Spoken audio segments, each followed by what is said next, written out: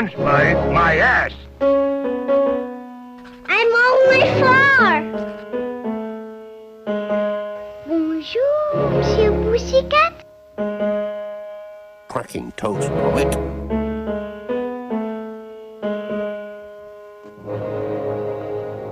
Start spreading the news. Hello, everyone, and welcome to the short podcast about short films. I'm your host, and we are discussing the Academy Award for Best Animated Short. Today's episode is about the 47th year of the award at the 51st Academy Awards, which celebrates the films of 1978. Today's guest is a short pod regular, last being heard discussing 1959's Moonbird. Please welcome back Ronaldo Sosa. Hello, Ronaldo. Hello, and thank you for having me here again. It is always a pleasure to have you just keep coming back. You're one of my great friends, and it's like as a person who it has been watching almost everyone. I'm not sure if you've gotten through all of the nominees yet, but it's nice to get someone who knows a lot about the category amongst all the people who don't know that much. Yeah, and I had promised in our last recording for Moonbird that I would have finished all of the nominees before this one, and I didn't. I had like 4 months, I think, or 5. When was the last one? Wasn't it like January? Let me check. But you keep going Well, on. yeah, so I had said that, and I didn't start watching them until yesterday. And so I'm almost done now. I only have 5 years left. I am in 2015. I just watched World of Tomorrow this morning, which was really fun. Um, and so yeah, I am almost done, and I will definitely by the next one, which will be sort of soon, I will have finished. So yeah, I'm just checking. Your last episode released on January 20th. But we Oh recorded yeah, I it. remember it was in December, wasn't it? We recorded on November 20th. Oh, November. Okay. Yeah, so and then we are recording this on May 8th. So yeah, that is what, 7 months? 6.5 months. Oh yeah, Uh that reminds me. Happy belated birthday. oh, thank you. This episode will come out June 15th. So it's but yeah, thank you. Uh anyway, um yeah, so you last recorded with us for the 1959 episode, and now we are in 1978, which is a bit of a jump in terms of the category, though, as you probably know, that 1959 was such a massive year. So, what are you looking forward to in terms of just like this era of the podcast and stuff? I'm curious. Well, what I'm looking forward to the most is that um, there are a lot more experimental things that happen in this time. Like there's things like Tango, which is coming up soon, Mhm. and just a more variety in the styles of animation. Because like in all the years that we've talked before, it was mostly just either Disney or UPA. Is it UPA? I can't remember. UPA. Yeah, Yeah, or UPA, or like here and there you would find something like the the puppet tunes and things like yeah, that. the Puppetoons and maybe someone else, but it was like very uniform. Like a lot of the things were very similar. Now we get a lot of very different animation styles. Like you already talked about it, but walking is one Oh that really yeah. comes to mind that maybe like started the change. But yeah, it's an exciting time for the category. Now you get to talk about shorts about sex dolls and the Kama Sutra. Yes. To Bob Godfrey shorts you bring up. Uh, but yes. So let's just get into what this year has in store. This year has only 3 nominees, and we will have 3 nominees for every single year up until 1992. Our first nominee and the year's winner is Special Delivery, directed by Eunice McCauley and John Weldon. So Walt Disney is dead, John Hubley is dead. What fills the void in the best animated short category now that those 2 men are gone? Our new reigning champion here is the National Film Board of Canada, which after 12 straight losses is now on their second consecutive win after last year's The Sandcastle and a total of 15 nominations. But whom at NFB brought us this particular winner? Well, this is the first of two nominations for Eunice McCauley and the first and only nomination for John Weldon. Both were regulars at NFB, taking on various different roles at the organization on various different films, and both careers almost begin and end at NFB. Though Eunice McCauley had worked at other animation studios prior, including Gaumont British Animation and Gerald Potterton Productions, and in her time probably held a position in every step of traditional animation from beginning to end of the process. And while McCauley sadly passed away in 2013, John Weldon is still with us, and in his post NFB days has taken up making a comic strip called Ashcan Alley, beginning its run in December of 2011. And he's still making daily comics and other drawings to this day, which you can find on his Flickr page. Everyone check it out. His page has less followers than this podcast, and he's actually good. But I digress. We're here to discuss the Oscar-winning film Special Delivery, which tells the story of a man finding a dead mailman in front of his house, having slipped and broken his neck, and the comedic series of events and assumptions that followed. Ronaldo, what did you think of Special Delivery? Well, the reason why I wanted to do this year is because I feel like I like this one more than most people. Well, at least I like it more than you and Christoph, who are the only people I know who have seen all of them. And I just think it's a really fun one. And the first thing that caught my attention when I was watching it is how after he finds the mailman dead, he brings him home and he's like, "Oh, I'm going to dispose of the body," but then he realizes that they will notice that it stopped at his house, so he just like takes his clothes and starts like delivering the mail to the rest of the houses. But he, for some reason, also takes his underwear, which was completely unnecessary. Yeah, So he's just like hanging out there naked, and then like, yeah. her, Yeah, yeah. it's like I noticed that too on my watch. It's like when I went to check like other reviews, Christoph noticed the same thing, and it's just like why does he take the underwear too? You have your own underwear. It's just like, and no one's gonna know if you're wearing like special mailman underwear if they have that. But I guess maybe it's like since it's like clearly like deep winter, it's just like maybe the mailmen have special warm underwear or something like that. Or maybe he just wanted double coverage. Maybe. Or maybe he did something to that corpse that we weren't privy to. Uh but yeah, Well, keep going. What else did you think of it? no, I just think it's fun. And then like when the wife comes and she was having an affair with him, and then she thinks that he just broke into her house and got drunk and got naked, and like she was carrying him to her car and never for a moment noticed that he was dead. And I also found like funny when he was carrying her him when she was carrying him into her car and she's like carrying him like a princess. Like she must have a lot of upper body strength. Yeah, that bit with the wife is maybe like the best part of the short for me because like first of all, she's had an affair with the mailman before.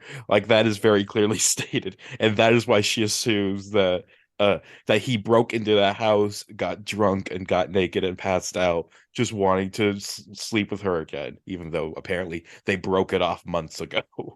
But then and first of all, it's like, yes, the guy is dead, and she carries him to her car, drives up to his apartment, carries him up the stairs, tucks him into bed, and doesn't notice that he's dead until she gives him a good night kiss on the forehead, and that's what does it in for her. It's like, oh, he's dead. Yeah, and then she never goes back home. She just runs away and starts a new life with the name Patricia.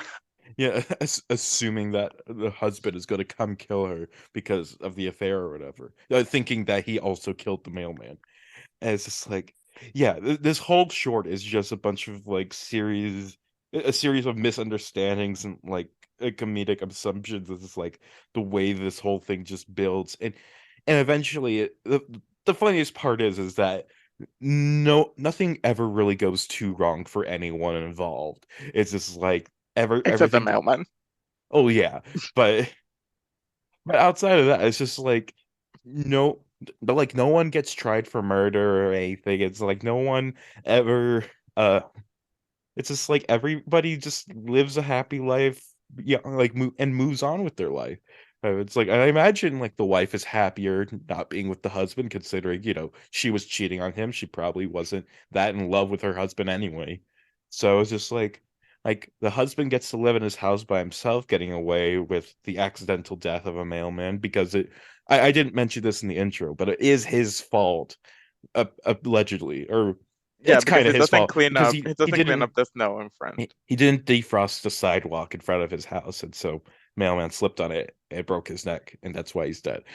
But yeah, it's like I didn't remember liking this short as much as I do now. Oh, as this like because like at the base of it, it is just a long joke. It's just one of those joke shorts. And as I was watching it, I was thinking like this is like the Crunch Bird except much better. It's just like because it is like just a joke, but also this one has many jokes that are actually funny, and also it has better animation and better voice acting. Like both shorts are just like one guy telling the story, but this guy is actually better narrator, or and it's just like and like I said, the animation is much better, and I love the transitions in this, like the way it morphs from like one scene to another, and like the rotations it does at certain points. It's just like it's very nicely animated. It's like I really, really appreciate that. And so this is just a really damn good short. Or it's just like and it's a lot more complicated than like seems like on the surface. Just really, really good. Yeah, and maybe this is reading like too much into it, but you could also make an argument that it's like having making a comment on the justice system, like how the victim is the only one who gets tried here, and then they go. And like the most ridiculous thing is that when they find him dead, the policeman, it's like a different guy, and they're like, oh, it's just because he's dead that he looks different. And Mhm. then the doctor says like, oh, he was dreaming that he was tried and he was convicted and he was hanged, and like his neck muscles had a involuntary response, and they snapped his neck. Yeah. Yeah, that was so that was great. It's like what kind of doctor is this that like I wonder like because it's like it almost makes sense because it's like your body does have like when you're dreaming something, your body does kind of react to it as if it were real. But also I think Like that when that you're dreaming that you're like falling and then you wake up and you have like the sensation though. exactly, but also this is a bit extreme. Like your body wouldn't break its own neck just by imagining that you were getting hanged. It's just yeah, that's not how the dreams work. Unless it does. Like maybe this has actually happened before, but I I don't think doubt it it. has. I doubt it. Uh But yeah, like it's just silly. And like maybe if this was trying to be more realistic, it would be a problem, but it's just a silly short, yeah, so it's fine. it's just a silly little thing, and it really excels at just being a silly little thing. And yeah. Anything else you'd like to say about this? Any other thoughts? I don't think so. We can All, move on. all right. So our second nominee is Oh My Darling, directed by Borgring. This is the first and only nomination for producer Nico Krama, but perhaps more is worth being said about our unnominated director, who will go on to direct a winner of this category later on. However, his name will not be on the statuette. He was born and raised in Denmark, beginning his animation career there, even opening up his own studio that mainly directed commercials. But he eventually moved to the Netherlands to work at Toonder Studios in 1952, one of the biggest animation studios in Europe at the time, and worked there for over 20 years before moving to London. It's at this point where Ring gets the chance to direct his first film, the one which we discussed today, Oh My Darling. Produced in his second home of Netherlands, its title comes from the song My Darling Clementine. which plays prominently and tells the story of a mom and dad raising a little girl and how she eventually grows apart from them. Uh, so first off, this is clearly just like a very simple story, a very tried and true formula. It's like, oh, these parents, they have this beautiful little girl whom they love and cherish and shower all their affection upon. But one day she becomes a teenager and starts to grow distant, and she finds a boy, and she likes the boy and moves in with him, and like the parents don't like it. It's, it's just it's the most basic kind of short film that you can have, but I still liked it. I still thought the animation was really cute. I thought it just did the story in a good way. It's not it's not breaking any new ground or anything. It's not like twisting up the formula in any way at all. But it is nice. It is good, and I like it for that. What do you think, Ronaldo? Well, what I think I want to start with a question first. I know that that Clementine song, just from like the only reason I know it is because of Eternal Sunshine of the Spotless Mind. Isn't it from like Huckleberry Finn or something? Uh, I'm not entirely sure like where that song comes from. I can quickly look it up, but Well, I but think it's just anyway, like a yeah. normal song from like the 40s or something.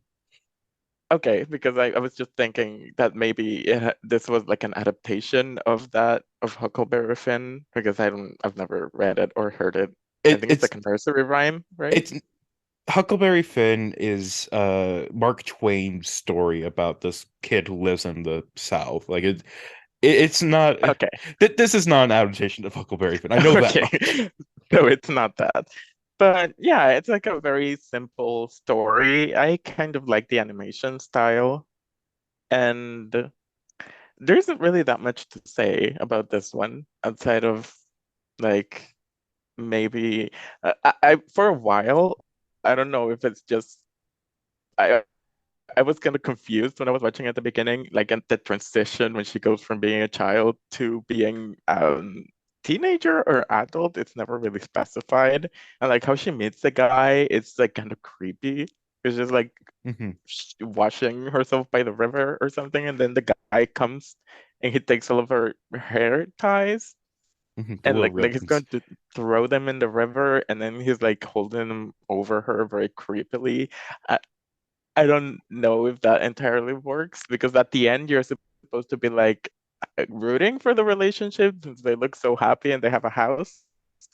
And like I'm probably thinking too much into this, but I don't know, it left me feeling uneasy. Hmm.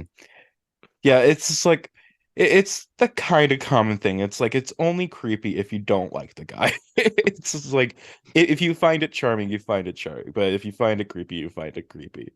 Yeah, it's just like in this scenario, it's meant to be just like the girl she thinks the guy is cute, so she doesn't really care that whether or not the whole situation might be a little unsettling because she likes the guy, and it turns out he's a nice guy, at least as far as we can Yeah, tell. So and it's just like even the dad gets won over by the guy at the end, and it's just like the only one I who doesn't is the mom.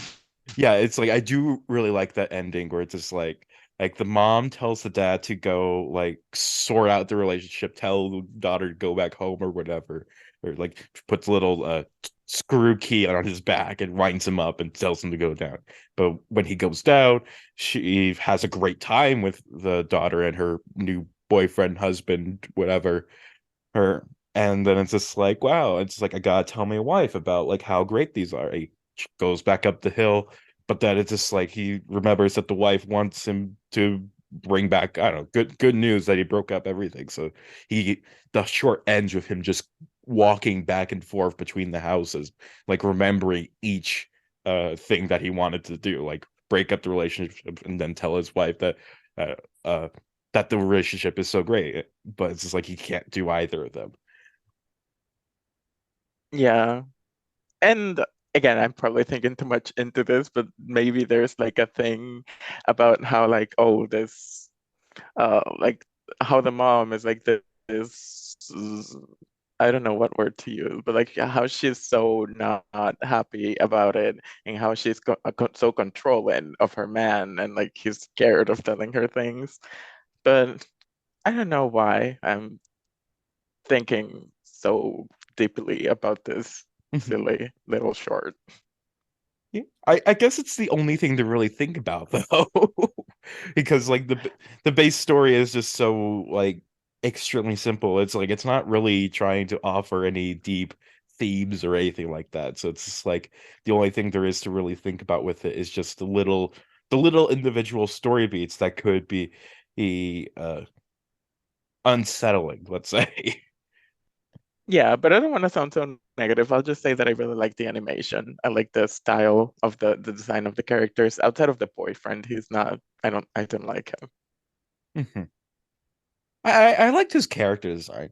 I thought like it's like how his hair like he has long hair. It's like which is the thing that every parent hates. It's like it covers his eyes and everything. It's like it's nice, right? And I just Yeah, wanted to say, it's like fine. I didn't hate it. I just think it's fine.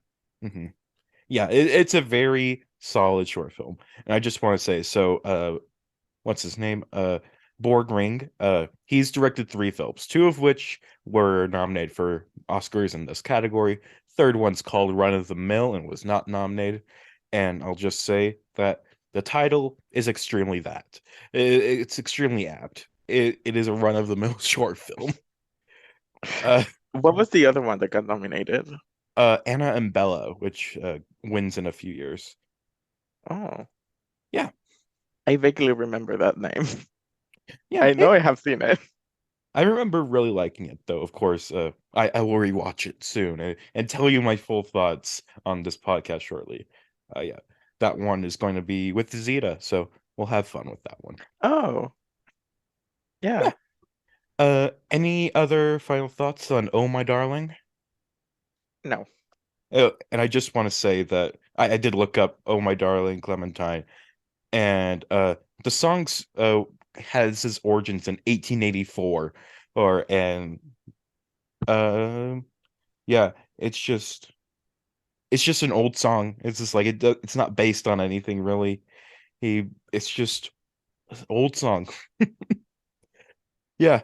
So our third and final nominee is Rip Van Winkle, directed by Will Vinton. This is Vinton's second nomination after previously winning alongside Barb Gardner for Closed Mondays. If you listened to that episode, you would have heard all about the rift that went between Gardner and Vinton. Then we told the Gardner's fall into obscurity and tragic ending, but now we go into Vinton's success and his role in the popularization of claymation as an art form, including the coining of the term claymation. But he has a few nominations, so he won't go all in all at once. At this stage in his career with Rip Van Winkle, it's part of a trilogy of short films that Vinton made based on classic stories. First came Martin the Cobbler, based on the Leo Tolstoy story. Later came The Little Prince from the classic children's book by Antoine de Saint-Exupéry. I'm not sure how to pronounce his name. And in the middle is the film we discussed today, Rip Van Winkle, based on the Washington Irving short story. It's about Rip Van Winkle, a man wealthy in spirit but poor in wealth, who knows how to entertain and not much else.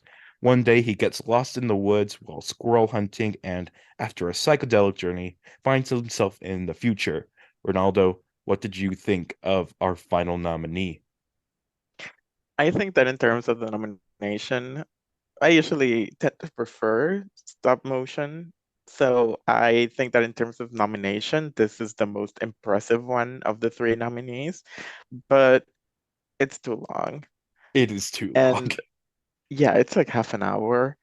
And like you could cut a lot out of the psychedelic trip in the middle because that was what kind of lost me, even though it was very nice to look at visually, but like it's repetitive after a while. And I ended up liking it still, but and what did you think of the music? Because I wasn't really into Uh, it. I really loved the music. I thought it was really, really good. It added a lot to the story to me. Like Well, just I will say I liked the score, but what I didn't like were the songs that he sang. uh I think the first song that he sang was like amazing. Like I want to listen to like I went to like after he sang that song, I went to look up to see if it was like on Spotify or something, but I couldn't find it. I couldn't find any information about the song. Uh but yeah, I the other songs are a bit lesser, but still I enjoyed pretty much all the music that was in this. I thought that was one of the best parts of the short, as well as the, of course, the animation. Yeah, and I read your review after watching it of how you don't really know what it's about or what it's trying to say, and I also don't know.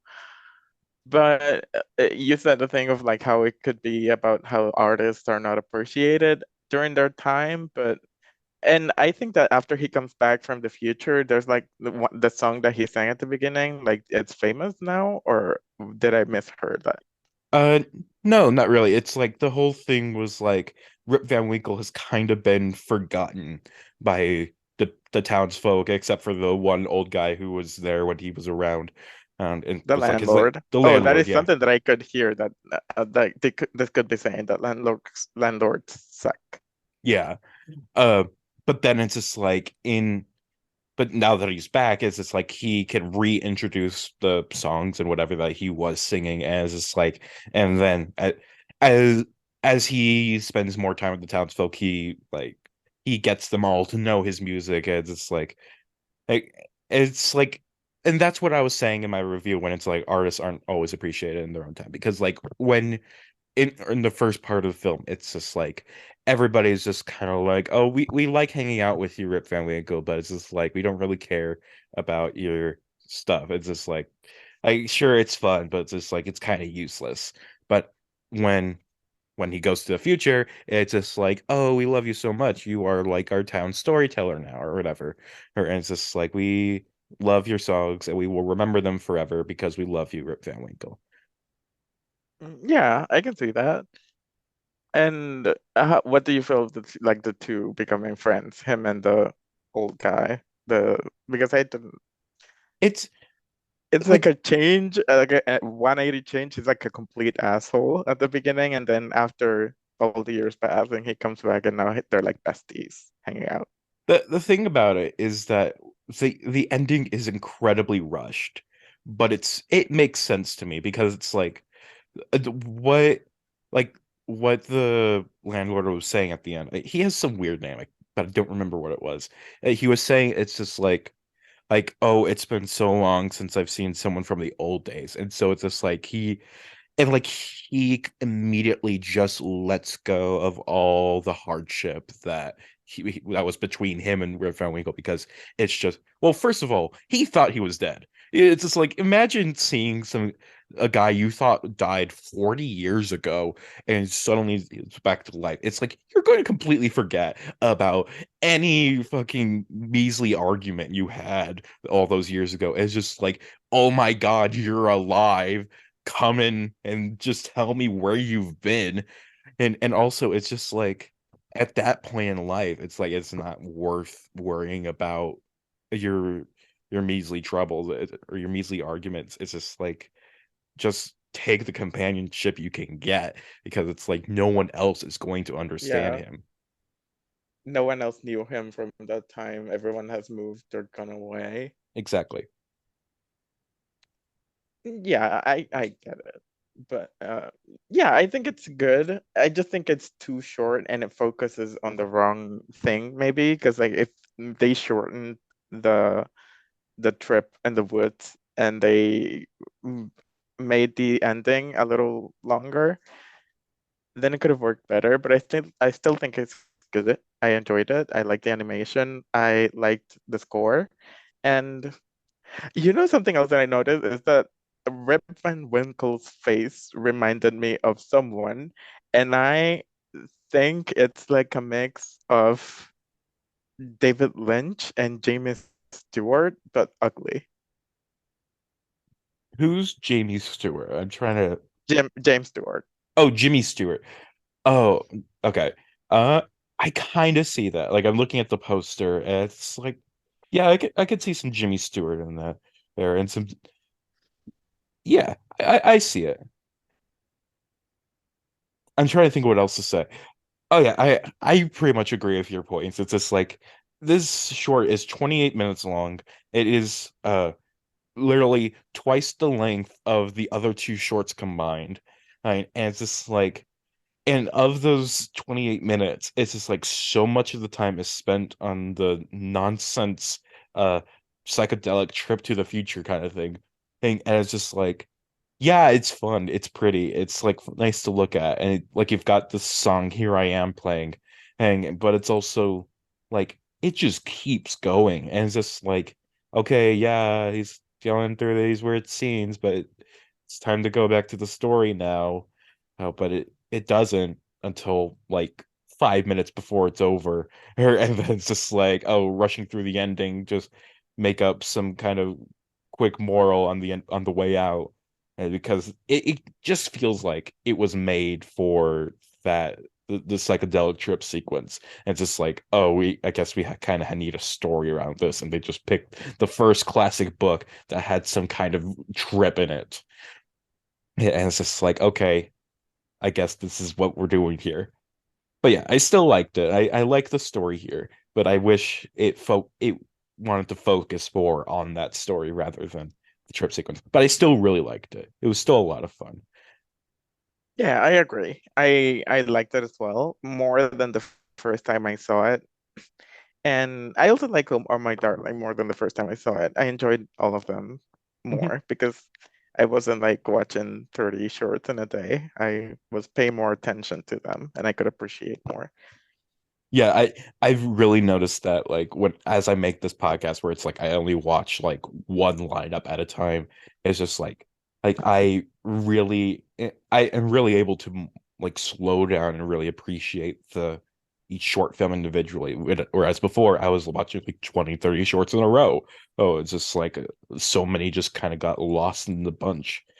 But and especially since I have to also talk about these short films too. Like yeah, it's like it really helps me like dive into like what makes all of these shorts good or bad. And it's just like, and this whole lineup is really good. But I'm really pleasantly surprised. It's like when I saw like this was the next episode, it was just like, oh, these three are just totally forgettable. Oh, it's just like it's just gonna be a completely forgettable episode. But these are all very solid short films. I feel like these should be let more well remembered. But yeah, Yeah. oh, go ahead. Uh, no, I was just going to agree with you. And I can see why they aren't really that well remembered because they don't really have anything that's like really all that unique about them, but they're all very good. Mhm. And I just want to say on a final note with Rip Van Winkle, or really more about Will Vinton, is that recently I watched his I think it's his first feature film. I think he has others, but I watched The Adventures of Mark Twain, which is funny because we were just talking about him. Uh and that is like the epitome of like his whole style. It's just like he has a higher budget, of course, because it's a feature film, but it's just like it is so visually stunning. And it's like it you could tell like how like the guy who made this goes under that because it's based around Mark Twain and his classic stories and all that. And it's just like it's such a strange movie, but I just had an absolute ball with it. And it's just like what if Mark Twain made a spaceship to go visit Halley's Comet, but then Tom Sawyer and Huck Finn and some other girl sneak aboard, and he's like, "Okay, I guess I get to teach you about some of my stories that are on this ship." It's just like it's such a weird movie, but I had a great time with it. Yeah, maybe I'll watch it Mhm. eventually. Yeah, for the animation alone, it's absolutely worth it. But yeah, just wanted to point that out. Any final thoughts for Rip Van Winkle? No. All right. So now that we've gone through and talked about all three of these nominees, we are going to rank them all. Ronaldo, start us off with your number three. My number three is Oh My Darling. All right. And I don't really have a reason. It's just I don't dislike any of them. It's just I like the other two more. My number three is also Oh My Darling. Is this like while I enjoyed it, it's also just so incredibly simple. And it's just like I feel like there's more interesting stuff in the other two nominees. Your number two. Rip Van Winkle maybe would be higher if it were maybe 10 minutes shorter. My number two is also Rip Van Winkle, and I totally agree. It goes on for way too long, although I still really enjoy the stuff that happens in that overlong period. It's just, and I wish it did like have more development of the story as this like a more clear idea of like what it's trying to say.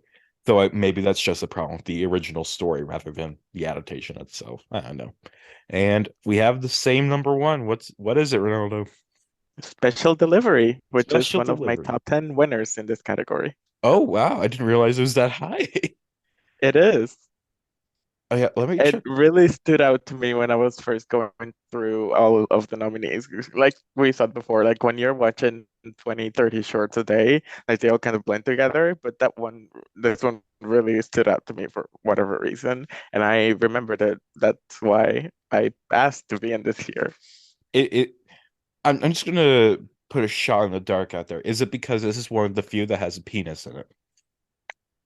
Well, of the winners, I would say that did not hurt because it that was part of the reason why it stood out to me. Oh yeah, that's what I'm saying. But yes, yeah. And especially since it's in like the first minute or two, it's just like, oh, I gotta pay Yeah, and attention to like where how this it's is so going. random. There is no plot reason for it to be there. Yeah, this is like in my top. I don't even know top 35 top 35 winners of the category, which is not too high, but it is pretty high. Like it is like one of my favorite winners in this category. But there's a lot of great winners also. So yeah, this is a good year. I like this. I was pleasantly surprised by this year. And like you were saying before, it's just like all of these kind of raised in my opinion, and as I watched them, I guess because it's just because of slowing down and all that. Yeah, good year. Before we end our show, are there any final thoughts you'd like to share, Ronaldo, or anything you'd like to promote? Well, final thoughts. I would say that anyone who is listening should watch more shorts because they're fun. But I imagine that the people who listen already do that, like Owen. Yeah, it's like if they listen to this podcast, it's just like they know that they need to watch more short films, and if they don't watch them, it's just because they haven't gotten around to them. Uh, Yeah. and And yeah, no, you're going. I didn't have much to say. Oh, well, I was just gonna say that I don't have to promote anything, but if you want to follow me on Twitter, it's our Santana 2024. All right. Well, thank you, Ronaldo, for coming on the show, and thank you, listener, for tuning in. This has been the short podcast about short films. Until next time, goodbye.